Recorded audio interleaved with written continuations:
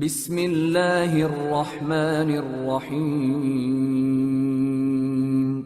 شروع اللہ کا نام لے کر جو بڑا مہربان نہایت رحم والا ہے۔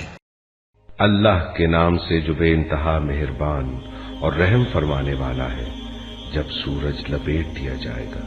اور جب تارے بکھر جائیں گے اور جب پہاڑ چلائے جائیں گے اور جب 10 مہینے کی حاملہ اونٹنیاں اپنے حال پر چھوڑ دی جائیں گی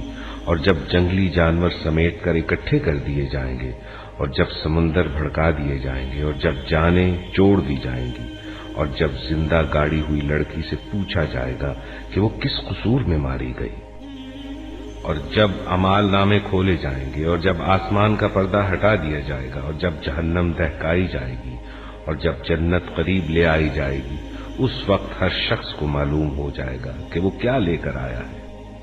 بس نہیں، میں قسم کھاتا ہوں پلٹنے والے اور چھپ جانے والے تاروں کی اور رات کی جبکہ وہ رخصت ہوئی اور صبح کی جب اس نے سانس لیا۔ یہ فی الواقع ایک بزرگ پیغامبر کا قول ہے